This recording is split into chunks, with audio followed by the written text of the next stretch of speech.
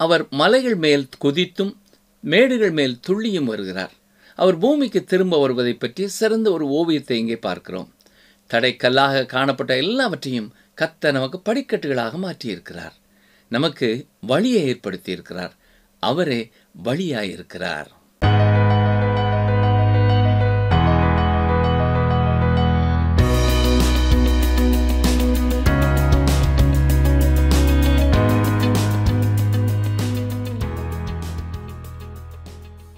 கிறிஸ்துவுக்குள் மிகவும் அன்பானவர்களே, உங்களை மீண்டும் இந்த நிகழ்ச்சியில் சந்திப்பதில் மிகுந்த மகிழ்ச்சி அடைகிறோம். முந்தைய நிகழ்ச்சியில் கற்றுக்கொண்ட முக்கியமான செய்தி என்ன? கிறிஸ்துவின் பிரசன்னம் நம் இருதயத்தில் நிரம்பி இருக்க வேண்டும். அப்பொழுதுதான் நம் வாழ்க்கையின் அனைத்து சிரமங்களும் லகுவாக மாறும். வெள்ளை போலத்தை போல அவர் நம் உள்ளத்தில் தங்க வேண்டும் என்பதே இதன் சாராம்சம். பின்னதாக இயேசுவின் இரத்தம் மரத்திலிருந்து வடிந்து நமக்காய் ஜீவன் விட அவர் அர்ப்பணித்தது போல நாமும் கூட அவருக்காக நம்மை முழுமையுமாக அர்ப்பணிக்க வேண்டும் என்பதை புரிதலுடன் கற்றோம். மேலும் கிறிஸ்துவை மணவாளனாக பாராட்டும் விதமாக மறுதோன்றி பூ என வர்ணிக்கப்பட்டுள்ளார். எங்கேது என்னும் பாலைவனத்தில் மலர்ந்த பூக்களைப் போலவே அவர் ஒரு சாதாரண மனிதனாக நமக்காக பூமியில் வந்தார். நமது ஜீவனின் நறுமணத்தை நமக்காக அளித்து அவர் பிதாவிற்கான பரிபூர்ணரானார் என்பதை நேற்று புரிந்து கொண்டோம். அது மட்டுமல்லாமல் நம் செயல்கள் அவருக்கு திருப்தி அளிக்கும்படி நம் வாழ்க்கை மகிழ்வூட்டும் வாசனையாக மலர வேண்டும் என்றும், நாமும் நம் அழகை அவர் வர்ணிக்கும் அளவிற்கு அவரின் சாயலில் வாழ வேண்டும் என்பதையே நேற்று தெளிவாக கற்றுக்கொண்டோம். இன்றும் கூட உன்னத பாட்டு 1ஆம் அதிகாரம் 16ஆம் வசனம் முதல் 2ஆம் அதிகாரம் 4ஆம் வசனம் வரை தியானிக்க போகிறோம். எங்களுக்கு மிகவும் பிரியமான வேத ஆராய்ச்சியர்களே, இன்று நாம் உன்னத பாட்டின் புத்தகத்திலே 2ஆம் அதிகாரம் 5ஆம் வசனம் முதல் 13ஆம் வசனம் வரை சிந்திக்கப் போகிறோம். வாசிக்கிறேன். உன்னத பாட்டு 2:5. திராட்சரசத்தால் என்னை தேற்றுங்கள், கிச்சிலி பழங்களால் என்னை ஆற்றுங்கள், நேசத்தால் சோகமடைந்திருக்கிறேன். பரிசுத்த ஆவியானவர் ரட்சிக்கப்பட்டவர்களை இயேசுவோடு தனிப்பட்ட உறவு வைத்திருக்க அழைத்து வருகிறார். அதுவே அவர்களை திருப்தி செய்கிறதா இருக்கிறது. இயேசு கிறிஸ்து நமக்காக செய்த கிரியைகளுக்காக பிதாவாகிய தேவன் அவர் மேல் திருப்தி அடைந்திருக்கிறார். பிரியமானவர்களே, அதை குறித்து உங்கள் வாழ்க்கையிலே உங்களுக்கு திருப்தி உண்டா? இயேசு கிறிஸ்துவின் திருப்தியையும் மன மகிழ்வையும் சந்தோஷத்தையும் நாமும் பெற்றுக்கொள்ளக்கூடியவர்களாக இருக்கிறோம். உன்னத பாட்டு புத்தகத்தை நேரம் செலவு செய்து நீங்கள் வாசித்து தியானித்து பாருங்கள். அநேக பரிசுத்தவான்கள் இந்த புத்தகத்தை வாசித்து தியானித்ததின் மூலம் தேவனோடு உள்ள உறவிலே மிகவும் நெருக்கமாகி கொண்டார்கள். ஒரு சபை ஊழியரின் வாழ்க்கையிலே நடந்ததை சற்றே கவனியுங்கள். அவர் தன்னுடைய சபை விசுவாசிகளை வீடுகளிலே போய் அடிக்கடி சந்தித்து பேசுவாராம். அப்பொழுது அவருடைய சபை உறுப்பினர்கள் தங்கள் அனுபவத்தை பகிர்ந்து கொள்வது வழக்கம். ஒரு முறை ஒரு சபை அங்கத்தினரை சந்தித்த பொழுது அவர் இவரிடத்திலே, ஐயா, இயேசுவை தியானிப்பது என்பது எவ்வளவு இனிமையான அனுபவம். நான் இரவிலே படுக்கையிலே படுத்துக்கொண்டு இயேசு எவ்வளவு அற்புதமானவர் என்று யோசித்து கொண்டே இருப்பேன். அப்பொழுது என் படுக்கையை சுற்றிலும் தேவனுடைய மகிமை பிரகாசிக்கும். அவரை தியானிப்பது மிகுந்த மகிழ்ச்சியை எனக்கு கொடுத்தது. பின்னால் என்னால் எழுந்திருக்கக்கூட முடியவில்லை. எனவே நான் தேவனை நோக்கி கதறி, தேவனே, உம்முடைய மகிமையின் பிரகாசத்தை தயவுசெய்து நிறுத்தும், என்னுடைய வயதான இந்த சரீரம் தாங்காது என்று கூறினாராம். இதே போல 3ஆம் வானம் வரை எடுக்கப்பட்ட அப்போஸ்தலனாகிய பவுலின் அனுபவத்தையும் சற்றே எண்ணி பாருங்கள். நமக்கெல்லாம் இந்த அனுபவம் இருக்கிறதா என்று யோசித்து பாருங்கள். ஒருவேளை இந்த அனுபவத்திலே நாம் காலடி கூட எடுத்து வைக்கவில்லை என்று கூட சொல்லலாம். தேவனோடு உள்ள ஐக்கியத்திலே மிகவும் குறைபட்ட நிலைமையிலே நாம் காணப்படுகிறோம். இந்த ஐக்கியம் ஆட்டுக்குட்டியானவரின் கல்யாணத்திலே முழுமையாக கிடைக்கும் என்றாலும் இப்பொழுதே தேவனோடு உள்ள ஐக்கியத்திலே நாம் பெருக வேண்டியதும் அவசியமானதாக இருக்கிறது. இந்த தேவனோடு உள்ள அற்புத ஐக்கியம் முரண்பாடுள்ள உண்மை போல காணப்படுகிறது. நாம் அதை வாஞ்சிக்கும் பொழுது நம்மால் தாங்க முடியாத அளவு தேவன் தம்முடைய மகிமையினாலே நிரப்புவார். உன்னத பாட்டு 2ஆம் அதிகாரம் 6ஆம் வசனம். அவர் இடது கை என் தலையின் கீழ் இருக்கிறது, அவர் வலது கை என்னை அணைத்து கொள்கிறது. அவர் இடது கை என் தலையின் கீழ் இருக்கிறது என்பது அவர் நம்மை கடைசி வரை முற்றும் முடிய ரட்சிக்க வல்லவர் என்பதை அடையாளமாய் சொல்கிறது. அவரது வலது கை அணைத்துக் கொள்கிறது என்பது நம்மை சோதனை நின்று விலக்கி காக்க வல்லவர் என்பதை காட்டுகிறது. உன்னத பாட்டு 2ஆம் அதிகாரம் 7ஆம் வசனம், எருசலேமின் குமாரத்திகளே, எனக்கு பிரியமானவளுக்கு மனதாகும் மட்டும் நீங்கள் அவளை விழிக்க பண்ணாமலும் எழுப்பாமலும் இருக்கும்படி வெளிமான்கள் மேலும் வெளியின் மறைகள் மேலும் உங்களை ஆணையிடுகிறேன். உங்களோடு அவர் கொண்டிருக்கும் ஐக்கியத்திலே அவருக்கு இடையூறாயிருப்பது என்ன? உங்கள் வாழ்க்கையிலே காணப்படுகிற பாவம் மற்றும் முரட்டாட்டமான சுபாவமே ஐக்கியத்திற்கு தடையாயிருக்கிறது. அவரிலே நாம் திருப்தியாய் இருந்தால் மட்டும் போதாது, அவர் நம்மிலும் திருப்தி அடைய வேண்டும். நாம் இப்பொழுது உன்னத பாட்டின் 2வது பாடலுக்குள்ளே வருகிறோம். சாலமோன் வெளியிடத்திற்கு சென்றிருக்கிறார். அவருடைய வீடு திரும்பலுக்காக மணவாட்டி மிகவும் எதிர்பார்ப்போடு காத்திருக்கிறாள். மணவாளனுடைய வருகைக்காக காத்திருக்கும் மணவாட்டியின் எதிர்பார்ப்பை காண்பது மிகவும் ஆச்சரியமான காரியமாகும். இதே போல சபையானது இயேசு கிறிஸ்துவின் வருகைக்காக காத்திருக்கிறது. சபை இந்த உலகத்திலிருந்து எடுத்துக்கொள்ளப்படுவதற்காக, அவரோடு சென்று என்றென்றும் இருப்பதற்காக அவருக்கு காத்திருக்கிறது. உன்னத பாட்டு 2:8, இது என் நேசருடைய சத்தம், இதோ அவர் மலைகளின் மேல் குதித்தும் மேடுகள் மேல் துள்ளியும் வருகிறார். இது என் நேசருடைய சத்தம். இயேசு கிறிஸ்துவினுடைய சத்தத்தை குறித்து அவரே யோவான் 10:27-28 வசனங்களிலே கூறியிருக்கிறார். என் ஆடுகள் என் சத்தத்திற்கு செவி கொடுக்கிறது, நான் அவைகளை அறிந்திருக்கிறேன், அவைகள் எனக்கு பின் செல்கிறது, நான் அவைகளுக்கு நித்திய ஜீவனை கொடுக்கிறேன், அவைகள் ஒரு காலும் கெட்டு போவதில்லை, ஒருவனும் அவைகளை என் கையிலிருந்து பறித்து கொள்வதும் இல்லை என்கிறார். இது என் நேசருடைய சத்தம். அவர் வருகிறார். இயேசு கிறிஸ்துவினுடைய இரகசிய வருகையிலே அவருடைய சத்தம் கேட்கப்படும் என்பதை எப்பொழுதாவது நீங்கள் சிந்தனை செய்திருக்கிறீர்களா? அவரை அறிந்த ஜனங்களால் நிரம்பியுள்ளதே அவருடைய சபை. நாம் அவருடைய மரணத்தை குறித்தும் அவருடைய அடக்கத்தை குறித்தும் உயிர்த்தெழுதலை குறித்தும் கேட்டிருக்கிறோம். நாம் இன்று அவருடைய சத்தத்தை கேட்டிருக்கிறோம். எனவே அவர் வரும்பொழுது அவருடைய சத்தத்தையும் கேட்போம். நாம் அதை தெரிந்து கொள்வோம். என் ஆடுகள் என் சத்தத்தை கேட்கும் என்றே அவர் கூறுகிறார். அவர் யார் என்று ஆடுகளுக்கு தெரியும். இயேசு தன்னுடைய சபையை உலகத்திலிருந்து அழைத்து செல்ல வரும்பொழுது கர்த்தர் தாமே, அதாவது தனிப்பட்ட முறையிலே ஆரவாரத்தோடும் பிரதான தூதனுடைய சத்தத்தோடும் தேவ எக்காலத்தோடும் வானத்திலிருந்து இறங்கி வருவார். அப்பொழுது கிறிஸ்துவுக்குள் மரித்தவர்கள் முதலாவது எழுந்திருப்பார்கள் என்று 1 தெசலோனிக்கேயர் 4:16 பார்க்கிறோம். இதில் ஆரவாரம், சத்தம், எக்காலம் போன்றவை இயேசுவினுடைய சத்தமாகும். இது என் நேசருடைய சத்தம், இதோ வருகிறார். அவருடைய இரகசிய வருகையை பற்றிய சிறந்த ஒரு ஓவியம் இது, இல்லையா? இயேசுவினுடைய இரகசிய வருகைக்கும் வெளிப்படையான வருகைக்கும் வித்தியாசம் இருக்கிறது. இரகசிய வருகையிலே நாம் அவருடைய சத்தத்தை கேட்கிறோம் என்று தியானித்தோம். அவருடைய வெளிப்படையான வருகையிலோ காதுக்கு வேலை இல்லை, கண்ணீர்க்கே வேலை. ஏனென்றால் அங்கே அவருடைய மகிமையை காண்பார்கள். மத்தேயு 24:30, அப்பொழுது மனுஷகுமாரனுடைய அடையாளம் வானத்தில் காணப்படும். அப்பொழுது மனுஷகுமாரன் வல்லமையோடும் மிகுந்த மகிமையோடும் வானத்தின் மேகங்கள் மேல் வருகிறதை பூமியில் உள்ள சகல கோத்திரத்தாரும் கண்டு புலம்புவார்கள் என்று சொல்கிறது. ஆனால் இரகசிய வருகையிலோ, அதாவது சபை எடுத்துக்கொள்ளப்படும் பொழுதோ, இது என் நேசருடைய சத்தம் என்றுதான் கேட்கிறோம். இதோ அவர் மலைகள் மேல் குதித்தும் மேடுகள் மேல் துள்ளியும் வருகிறார். இது கவிதை நடையாய் இருக்கிறது இல்லையா? இதுதான் பிரியமானவர்களே உன்னத பாட்டு. இன்றும் தேவன் பாடல்கள் வழியாக நம்மோடு பேசுகிறார். டிரான்ஸ்வல் ரேடியோவின் இந்த நிகழ்ச்சிகளை கேட்கிற பலர் கர்த்தருடைய வார்த்தை தங்களுக்கு பயனுள்ளதாக இருக்கிறது என்பதை குறித்து எங்களோடு பகிர்ந்து கொள்கிறார்கள். மட்டுமல்ல, அவர்கள் இருந்த சூழ்நிலையிலே பாடல்களும் எப்படி அவர்களுக்கு ஆசீர்வாதமானதாய் அமைந்ததென்றும் அதன் மூலமாகவும் கர்த்தர் எப்படி அவர்களோடு பேசினார் என்றும் கூறுகிறார்கள். அந்த பாடல்களுக்காக நாங்கள் கர்த்தரை துதிக்கிறோம். இயேசு கிறிஸ்துவின் கால்களை பற்றி நாம் அநேக காரியங்களை தியானிக்கலாம், பேசலாம். இயேசு கிறிஸ்துவின் அவயவங்களை குறித்தே நீண்ட செய்தி கொடுக்கலாம். அவருடைய கண்கள், கண்ணீரால் கலங்கின கண்கள், மேலும் அவருடைய கைகள், அவருடைய உதடுகள், இவ்வாறு அவருடைய அங்கங்களை பற்றி நாம் பேசிக்கொண்டே செல்லலாம். முற்காலங்களிலே லெந்து என்னும் காலத்தை அனுசரிக்கும் விசுவாசிகள் இயேசுவின் அங்க மகத்துவங்கள் என்ற ஒரு புத்தகத்தை தொடர்ச்சியாக வாசிப்பார்கள். அந்த புத்தகத்திலே இயேசுவின் ஒவ்வொரு அங்கத்தை குறித்தும் அதன் மகிமையை குறித்தும் சொல்லப்பட்டிருக்கிறது.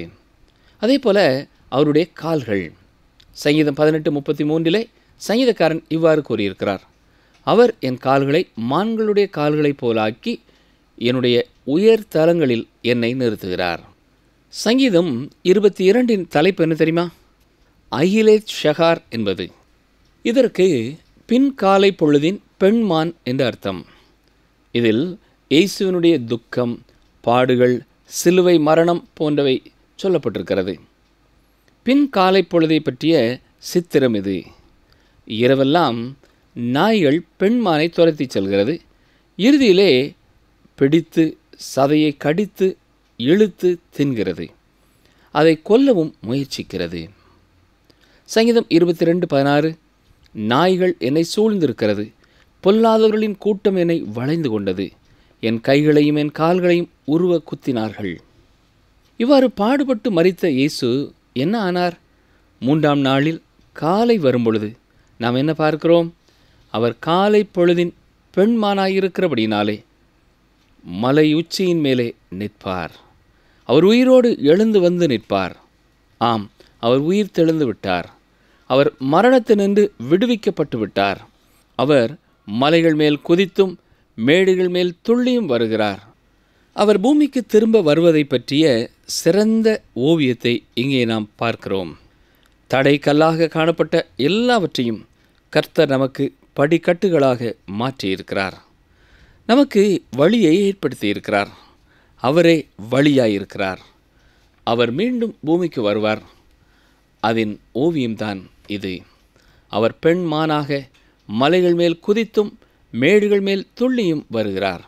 இப்பொழுது அவர் இன்னும் நெருங்கி வருகிறதை இந்த வசனத்தில் பார்க்கிறோம். கவனியுங்கள். உன்னதப்பாட்டு 2:9 என் நேசர் வெளிமானுக்கும் மறைக்குட்டிக்கும் உப்பாயிருக்கிறார்.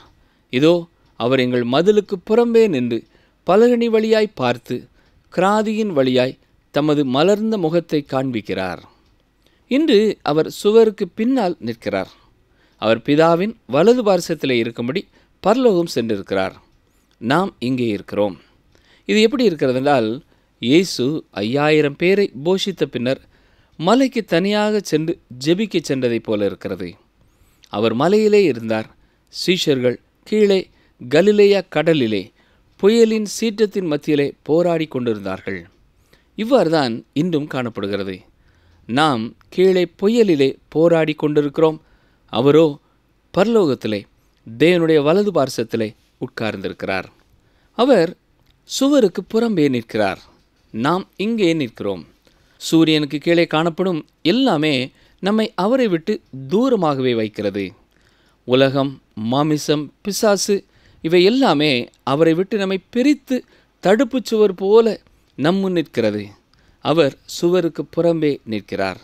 ஆனால் அவர் சகைவிடம் கூறிய அதே வார்த்தையை நம்மை பார்த்தும் கூறுகிறார். லூக்கா 19:5 சகைவே, நீ சீக்கிரமாய் இறங்கி வா, இன்றைக்கு நான் உன் வீட்டிலே தங்க வேண்டும் என்று இயேசு கூறியது போல நம்மை பார்த்தும் அவர் கூறுகிறார். இன்றும் அவர் உங்கள் வீட்டிலே வந்து தங்கி உங்களோடு போஜனம் பண்ண விரும்புகிறார். அதாவது உங்கள் வாழ்க்கையிலே உங்களோடு கூட ஐக்கியப்பட விரும்புகிறார். சகைவிடம் அவர் கூறியது போலவே அந்த ஆயக்காரனோடு சென்று போஜனம் பண்ணி ஐக்கியம் கொண்டார். பிரியமானவர்களே, நீங்களும் அவரை அழைப்பீர்கள் என்றால் அவர் உங்கள் வீட்டிற்கும் வருவார், உங்களோடும் ஐக்கியம் கொள்வார். யோவான் ஸ்நானகன் அவரை பார்த்து இவ்வாறு கூறினான். யோவான் 1:26 நீங்கள் அறியாதிருக்கிற ஒருவர் உங்கள் நடுவிலே நிற்கிறார். இன்று உலகம் அவரை அறியாதிருக்கிறது.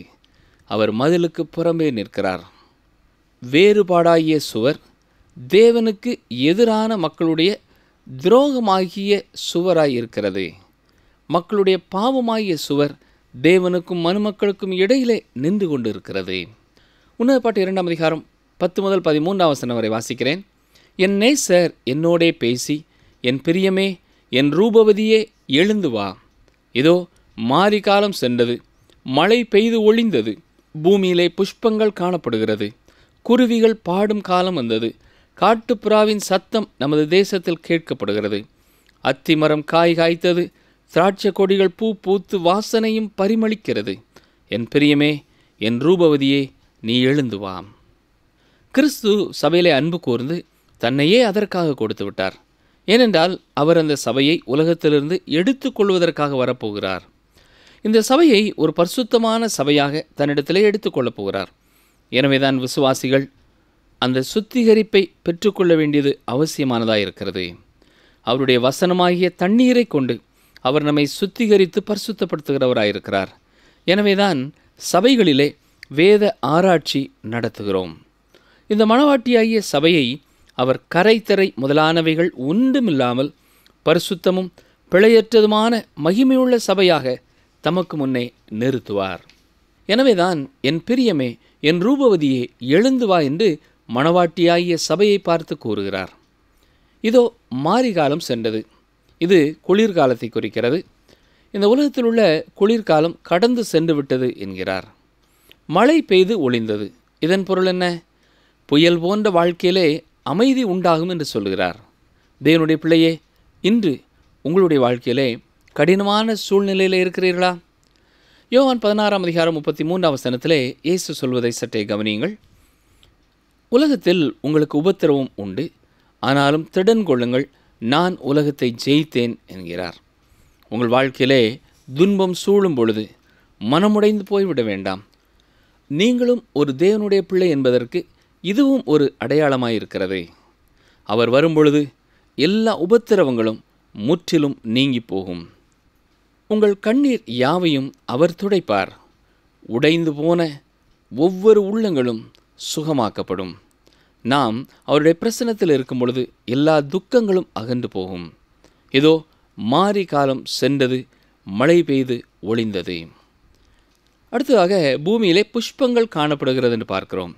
இயேசு கிறிஸ்து பூமிக்கு வந்து தன்னுடையவர்களை தன் ஆயத்தப்படுத்தின அழகான வீட்டிற்கு அழைத்து செல்வார். அந்த வீட்டிலே அழகான பூந்தோட்டமும் இருக்கும் என்று விசுவாசிக்கிறேன். புதிய எருசலேமிலே அழகான மலர்கள் பூத்து குலுங்குவதை நினைக்கும் பொழுது எத்தனை இனிமையானதாக இருக்கிறது இல்லையா? குருவிகள் பாடும் காலம் வந்தது. காட்டுப்புறாவின் சத்தம் நமது தேசத்தில் கேட்கப்படுகிறது.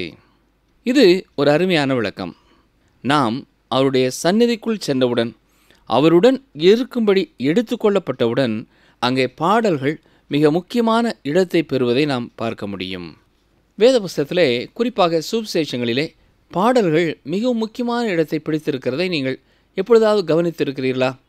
லூக்கா என்ற மருத்துவர் மற்ற சுவிசேஷங்களிலே இயேசு கிறிஸ்துவின் பிறப்பை பற்றி கூறாத அநேக சம்பவங்களை, பிறப்பிற்கு முன்னுள்ள சம்பவங்களையும் பின்னுள்ள சம்பவங்களையும் குறிப்பிட்டு எழுதியிருக்கிறார் என்பதை நாம் அறிவோம். இதிலே அவர் அநேக பாடல்களையும் குறிப்பிட்டு எழுதியிருக்கிறார் என்பதை மறந்து போகக்கூடாது. சகரியாவின் பாடல், எலிசபெத்தின் பாடல், மரியாளின் பாடல், அன்னாளின் பாடல் மற்றும் சிமியோனின் பாடல். அது மட்டுமல்ல, தேவதூதர்களின் பாடலையும் அங்கே நாம் பார்க்கிறோம். அதே போல ஆதி திருச்சபையானது பாடலோடு ஆரம்பமானது. இந்த மக்களுடைய மகிழ்ச்சியானது ரோம சாம்ராஜ்யத்தின் கவனத்தை ஈர்த்தது. அதே போல ஒரு நாளிலே நாமும் தேவனுடைய சந்நிதியிலே வரும்பொழுது அங்கே நாம் புதிய பாடலை பாடப்போகிறோம். ஏனென்றால் அவர் மகத்துவமான காரியங்களை செய்திருக்கிறார், வல்லமையான காரியங்களை செய்திருக்கிறார், அதிசயமான காரியங்களை செய்திருக்கிறார், அன்பு நிறைந்த காரியங்களை செய்திருக்கிறார். இந்த புது பாட்டை நாம் இப்பொழுது பாட இயலாது. நாம் மகிமையின் சரீரத்தை உடையவர்களாக பரலோகத்திலே காணப்படும் பொழுது தேவன் கொடுக்கும் அந்த புதிய குரலினாலே அந்த பாடலை நாம் பாடப்போகிறோம். அவருடைய நாமத்திற்குரிய மகிமையையும் கனத்தையும் நம்முடைய இருதயத்தை உயர்த்தி துதி செலுத்தி நாம் பாடப்போகிறோம். பறவைகளின் இனிமையான சத்தமும் விரிந்திருக்கும் மலர்களும் கர்த்தருடைய இரட்சிப்பிற்கு நாம் மகிழ்ச்சியின் நன்றியுடையவர்களாய் இருக்க வேண்டும் என்பதை நமக்கு நினைவுபடுத்துகின்றன. மிகவும் பழைய வேதாகம நகல்களிலே இந்த வசனத்தை பார்க்கும் பொழுது சில காரியங்கள் நம்முடைய கவனத்தை ஈர்க்கிறது. பாடும் காலம் வந்தது என்று கூறப்படுவது அதிலே கிளை நறுக்கி சுத்தம் பண்ணும் காலம் வந்தது என்ற அர்த்தத்திலே எழுதப்பட்டிருக்கிறது. குருவிகள் பாடும் காலமும் திராட்சை செடியை கிளை நறுக்கி சுத்தம் பண்ணும் காலமும் ஒன்றாகவே காணப்படுகின்றன. எனவே இங்கே பாடலை குறித்து சொல்கிறாரா அல்லது கிளையை நறுக்கி சுத்தம் பண்ணுவதை குறித்து சொல்கிறாரா என்பதை உறுதி செய்வது கடினமானதாய் காணப்படுகிறது. கிளைகளை வெட்டி சுத்தம் பண்ணுவதை குறித்து இயேசு கிறிஸ்துவும் யோவான் 15 முதல் 2 வசனங்களிலே தெளிவுபட கூறியிருக்கிறார். நான் மெய்யான திராட்சை செடி, என் பிதா திராட்சை தோட்டக்காரர். என்னில் கனி கொடாதிருக்கிற கொடியதுவோ அதை அவர் அறுத்து போடுகிறார். கனி கொடுக்கிற கொடியதுவோ அது அதிக கனிகளை கொடுக்கும்படி அதை சுத்தம் பண்ணுகிறார். இந்த சுத்தம் பண்ணுதல் என்ற சொல் திராட்சை செடியை கிளை நறுக்கி சுத்தம் பண்ணுவதை குறிக்கிறது. இதனால் திராட்சை செடிகள் அதிக கனிகளை கொடுக்குமாம். ஆம் பிரியமானவர்களே, நம்முடைய வாழ்க்கையிலேயும் இப்பொழுது கிளை நறுக்கி சுத்தம் பண்ணப்படும் காலத்திலே நாம் இருக்கிறோம். ஆனால் நாம் பாடல் பாடும் காலம் நெருங்கி வருகிறது. ஒரு நாளிலே நாம் பரலோகத்திலே பாடல் தொனியோடே அவருடன் மகிழ்ந்திருக்கப் போகிறோம். இது ஒரு அருமையான ஓவியமாக இருக்கிறது இல்லையா? காட்டுப்புறாவின் சத்தம் நமது தேசத்திலே கேட்கப்படுகிறது என்று வாசித்தோம். இன்றைய நாட்களிலேயும் இது சாதாரணமாக காணப்படுகிற பறவைதான். இஸ்ரவேலிலே இது அதிகமானதாய் காணப்படுகிறது. புறா எப்பொழுதும் சமாதானத்தின் சின்னமாய் கருதப்படுகிறது என்பதை நீங்கள் அறிந்திருக்கிறீர்கள். நோவாவின் காலத்தில் ஏற்பட்ட பிரளயத்திலே தண்ணீர் வடிந்து விட்டதா இல்லையா என்பதை பார்ப்பதற்காக புறா பயன்படுத்தப்பட்டது. அது அவ்வாறு பறந்து சென்று ஒலிவ இலையை கொண்டு வந்தது என்று நாம் பார்க்கிறோம். இது சமாதானத்தின் சின்னம். ஏனென்றால் தேவனுடைய நியாய தீர்ப்பின் தண்டனை முடிந்து விட்டது என்பதை புறா உறுதிப்படுத்தியது. இதுபோலத்தான் நம்மீது உள்ள நியாய தீர்ப்பின் தண்டனை கடந்து சென்று விட்டது என்பதை புறா நமக்கு வெளிப்படுத்துகிறது. ஏனென்றால் இயேசு கிறிஸ்து நம்முடைய பாவத்தின் நியாய தீர்ப்பான தண்டனையை சிலுவை பாடுகள் மூலமாக அகற்றிவிட்டார். அவர் நம்முடைய பாவங்களை அவர் மேல் ஏற்றுக்கொண்டு நம்முடைய தண்டனையை நிறைவேற்றிவிட்டார். எனவே நம்மீது வரவேண்டிய தேவ கோபாக்கினை தீர்ப்பு கடந்து சென்று விட்டது. இப்பொழுது ரட்சிப்பின் பணி நிறைவேறியுள்ளது என்பதை புறா உறுதிப்படுத்துகிறது. அருமையானவர்களே, நான் நல்லவனாய் இருப்பதனாலே கிறிஸ்து என்னை ரட்சிக்கவில்லை. கிறிஸ்து செய்த முடித்த பணியினாலே தேவன் என்னை ரட்சித்திருக்கிறார். ஆம் பிரியமானவர்களே, உங்களுடைய பாவம் ஒன்று உங்கள் மேலே இருக்க வேண்டும், இல்லையென்றால் கிறிஸ்துவின் மேலே வைக்கப்பட்டிருக்க வேண்டும். உங்கள் பாவங்கள் உங்கள் மேல் இருக்கும் என்றால் உங்களுக்கு நியாய தீர்ப்பு வருகிறதா இருக்கிறது. ஆனால் நீங்கள் இயேசு கிறிஸ்துவை என்னுடைய பாவத்திற்காகவும் மரித்த இரட்சகர் என்று ஏற்றுக்கொண்டிருப்பீர்கள் என்றால் அந்த விசுவாசத்தினாலே உங்கள் பாவம் இயேசுவின் மேலே வைக்கப்பட்டு விட்டது. அவர் உங்களுக்காக அவற்றை சுமந்து தீர்த்து விட்டார். எனவே நியாய தீர்ப்பின் தண்டனை உங்களை விட்டு கடந்து சென்று விட்டது. நீங்கள் விசுவாசத்தினாலே ரட்சிக்கப்பட்டு விட்டீர்கள். இயேசு நமக்காக ஏற்படுத்தி தந்திருக்கிற சமாதானத்திற்கு இந்த காட்டுப்புறா அடையாளமாயிருக்கிறது. இந்த காரணத்தினாலே தான் ஒரு சில பரிசுத்தவான்கள் மட்டுமே சபை எடுத்துக்கொள்ளுதலிலே பங்கு பெறுவார்கள் என்ற நிலை மாறியிருக்கிறது. சிலர் இவ்விதமாய் கருதுகிறார்கள். ஒரு சில மிகவும் புனிதமான பரிசுத்தவான்கள் மட்டுமே எடுத்துக்கொள்ளப்படுவார்கள் என்று நினைக்கிறார்கள். இல்லை பிரியமானவர்களே, ஆண்டவராய் இயேசு கிறிஸ்துவை என்னுடைய சொந்த இரட்சகர் என்று விசுவாசிக்கிற ஒவ்வொரு விசுவாசியும் இந்த வருகையிலே இயேசு கிறிஸ்துவோடு எடுத்துக்கொள்ளப்பட போகிறார்கள். நாம் அவருடைய அளவற்ற கிருபையினாலே அவ்வாறு எடுத்துக்கொள்ளப்பட போகிறோம். ஏனென்றால் அவர் சிலுவையிலே சிந்திய இரத்தத்தினால்தான் இந்த சமாதானத்தை நாம் பெற்றிருக்கிறோம். தேவனோடு ஒப்புரவாகுதலை அவர் கொடுத்து விட்டார். காட்டுப்புறா இதற்கு அடையாளமாயிருக்கிறது. இந்த காட்டுப்புறா மிகவும் அதிகாலையிலேயே விழித்து விடுமாம். எல்லா பறவைகளை காட்டிலும் இது முதலாவது விழித்து தேவனை துதித்து பாடுகிறது. புதிய நாளுக்கு வாழ்த்துதல் சொல்லுகிறது. ஐசக் வாட்ஸ் என்பவர் இதை குறித்து அழகுபட கூறியிருக்கிறார். இவர் உன்னத பாட்டு புத்தகத்தை மிகவும் அதிக காலம் எடுத்து தியானித்த ஒரு மனிதர். குளிர்காலம் சென்று விட்டது, பனிமூட்டம் பறந்து விட்டது, இனி வேநீர்காலம் வந்துவிட்டது என்று எழுதியிருக்கிறார். பரிசுத்தமான காட்டுப்புறாவின் சத்தத்தை நம்மால் கேட்க முடிகிறது. புதிய மகிழ்ச்சியான ஆண்டை இது நமக்கு அறிவிக்கிறது. என் பிரியமே, என் ரூபவதியே, எழுந்து வா என்று இயேசு கிறிஸ்து கூறுவதை கேட்கும் பொழுது நம்முடைய இருதயம் காற்றில் மிதந்து அவரிடம் செல்கிறது. பூமிக்குரிய எல்லா மகிழ்ச்சிகளையும் பின்னால் தள்ளிவிட்டு அவ்வாறு நம்முடைய இருதயம் அவரை நோக்கி செல்கிறது. அத்திமரம் காய் காய்த்தது, திராட்சை கொடிகள் பூ பூத்து வாசனையும் பரிமளிக்கிறது. என் பிரியமே, என் ரூபவதியே, நீ எழுந்து வா என்ற அடையாளங்கள் இளவேநீர் காலத்தினுடையது. என் பிரியமே, என் ரூபவதியே, நீ எழுந்து வா என்று சொல்லுகிறார். 1 தெசலோனிக்கேயர் 4:16 இதைத்தான் சொல்லுகிறது. கிறிஸ்துவுக்குள் மரித்தவர்கள் முதலாவது எழுந்திருப்பார்கள். ஆண்டவராய் இயேசு கிறிஸ்து யோவான் 14:2-1 சொல்லும் பொழுது, என் பிதாவின் வீட்டில் அநேக வாசஸ்தலங்கள் உண்டு, அப்படி இல்லாதிருந்தால் நான் உங்களுக்கு சொல்லியிருப்பேன். ஒரு ஸ்தலத்தை உங்களுக்காக ஆயத்தம் பண்ண போகிறேன். நான் போய் உங்களுக்காக ஸ்தலத்தை ஆயத்தம் பண்ணின பின்பு நான் இருக்கிற இடத்துல நீங்களும் இருக்கும்படி நான் மறுபடியும் வந்து உங்களை என்னிடத்தில் சேர்த்துக் கொள்வேன் என்று கூறுகிறார். என் பிரியமே, என் ரூபவதியே, நீ எழுந்து வா. நிகழ்ச்சியை கேட்டுக்கொண்டிருக்கிற எனக்கு அருமையான சகோதரனை சகோதரியே, ஆண்டவராய் இயேசு கிறிஸ்து உங்களையும் அழைக்கிறார். நீங்கள் எழுந்து அவரண்டை செல்வீர்கள் என்றால், அவர் உங்களுக்காக மரித்ததை விசுவாசித்து அவர் என்னுடைய இரட்சகர் என்று தைரியமாய் உங்களால் சொல்ல முடியும் என்றால், நித்திய நித்தியமாய் அவரோடு வாழும்படியாக உங்களை அழைக்க வரும்பொழுது நீங்கள் மகிழ்ச்சியோடு எழுந்து செல்ல முடியும். அப்படிப்பட்ட கிருபையை கர்த்தர் தாமே உங்களுக்கும் உங்கள் குடும்பத்தில் உள்ள ஒவ்வொருவருக்கும் தருவாராக. ஆமேன். நிகழ்ச்சியை நீங்கள் மகிழ்ந்து கவனித்திருப்பீர்கள் என்று நம்புகிறோம். உன்னத பாட்டு 1:16 அவர் ரூபம் உள்ளவர் என்றும் அவர் இன்பமானவர் என்றும் மணவாட்டியானவள் தன்னுடைய மணவாளனை குறித்து அதிகம் மெச்சிக்கொள்கிறாள். நாம் சற்று கவனித்தோம் என்றால், நம்முடைய இயேசு கிறிஸ்து அதிக ரூபமுள்ளவர். அவர் பரலோகத்தில் ரூபமுள்ளவர், பூமியில் ரூபமுள்ளவர், கன்னியின் வயிற்றில் ரூபமுள்ளவர், தொங்கின சிலுவையில் ரூபமுள்ளவர், உயிர்த்தெழுந்த கல்லறையிலும் அவர் ரூபமுள்ளவர். மீண்டும் அதே வசனத்தில் நீர் இன்பமானவர் என்று எழுதப்பட்டிருக்கிறது. இதைத்தான் சங்கீதம் 135 கர்த்தர் நல்லவர் என்பதை கீர்த்தனம் பண்ணும்போது அது நமக்கு இன்பமாயிருக்கிறது என்று சங்கீதக்காரர் கூறுகிறார். அதாவது அவர் நாமத்தை குறித்து நாம் பாடி அதை சிந்திக்கும் போதே அது நமக்கு இன்பமாக அமைகிறது என்று அர்த்தம் கொள்கிறது. 2:1 சாரோனின் ரோஜாவும் பள்ளத்தாக்கின் லீலியுமாக இருப்பதாக இயேசு ஒருவருக்கே முழு உரிமை உள்ளது. ஏனென்றால் அவர் தம்மை தாமே தாழ்த்தி வெறுமையாக்கி இந்த பூமியிலே மானுடம் எடுத்து தம்முயிர் கொடுத்தார் என்பதை கண்டோம். பின்னதாக இதன் 2 எப்படி நமது நேசகுமாரன் முள்ளுகளுக்குள்ளே லீலி புஷ்பமாக இருக்கிறாரோ அதே போல நாமும் இருக்க வேண்டும் என்கிறதை மறந்து போய்விடக்கூடாது. அதாவது பாலைவனத்தில் காணப்படும் இவ்வகையான தாவரங்கள் முழுவதுமாக முட்களால் மறைந்திருக்கும்.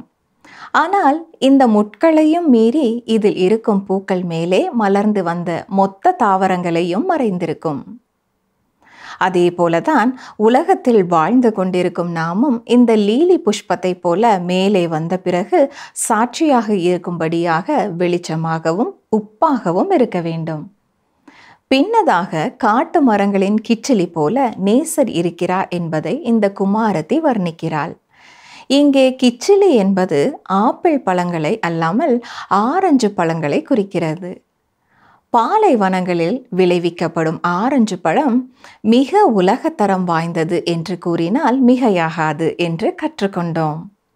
அதுபோல தன்னுடைய நேசரின் நேசம் உள்ளது என்றும் அவள் குறிப்பிடுவது எவ்வளவு அழகாக உள்ளது.